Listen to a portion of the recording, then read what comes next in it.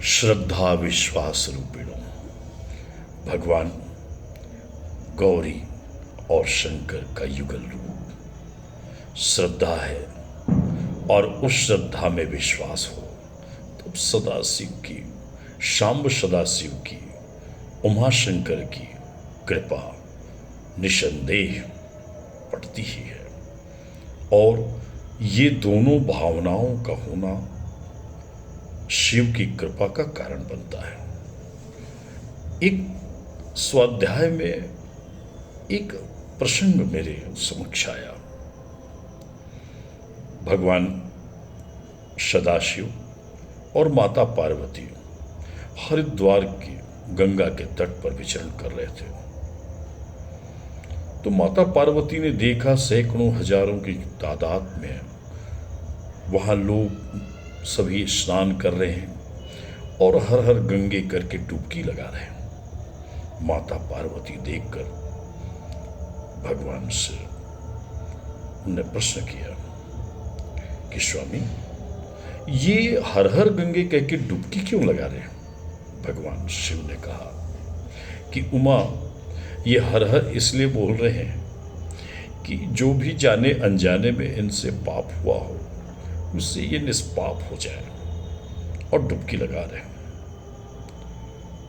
तो माता पार्वती ने कहा कि क्या इनका पाप निसंदेह धुल गया?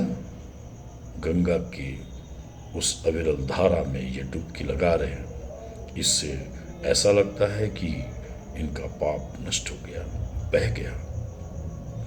भगवान शिव ने कहा, नहीं हुआ, ऐसी बात नहीं है, ये इनके मन की सोच है। जब तक श्रद्धा और विश्वास के रूप में यदि ये डुबकी न लगाए तो पाप निष्पाप में परिणित नहीं होते। पाप न क्षीयते इत कृत कर्म शुभाशुभम अवश्यम भोक्तम कृत कर्म शुभाशुभम। कोई कर्म क्षय नहीं होता। यदि पाप आपने किया है तो वो पाप जैसे गायों के झुंड में बछड़ा अपनी मां को ढूंढ लेता है, वैसे ही पाप या पुण्य रूपी जो बछड़ा है वो अपनी मां को ढूंढ लेता है, अर्थात उस कर्म दंड को तो भोगना ही पड़ता है। अवश्यम भोक्तम कृत कर्म शुभाशुभम, अवश्य भोगना पड़ता है। उमा ने कहा, स्वामी, तो फिर तो ये गंगा में स्नान करने से कुछ होना ही नहीं है, आखिर ये क्या होगा? ये गंगा में स्नान ही नहीं करना चाहिए।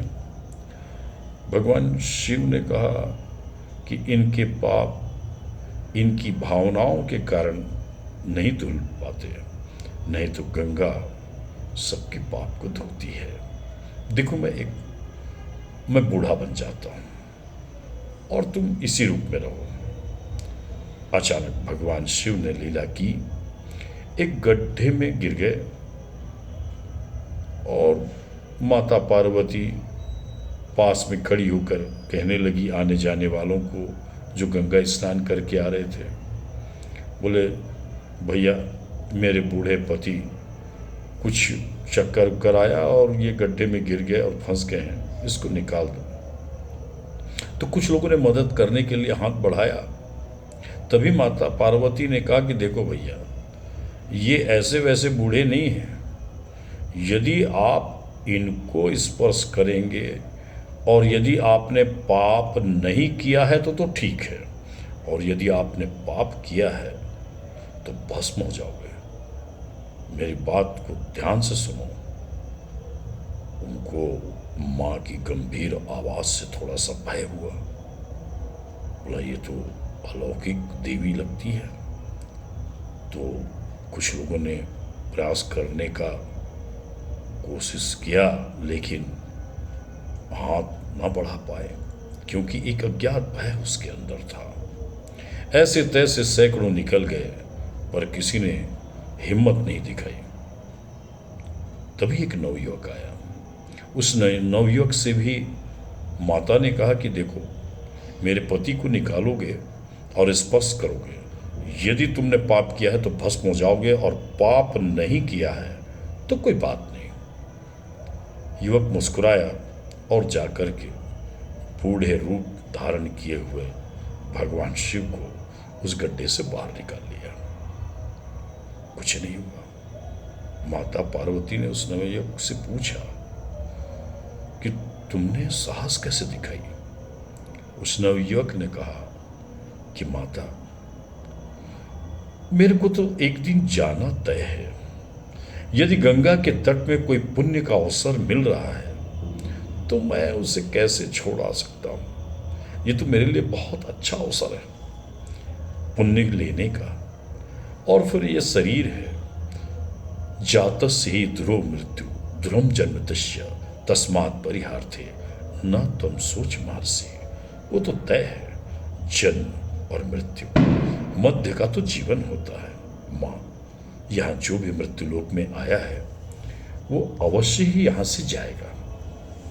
माता पार्वती प्रसन्न हुई, सदाशिव ही का अनुग्रह हुआ और गौरी शंकर ने उस नवयुवक को आशीर्वाद दिया।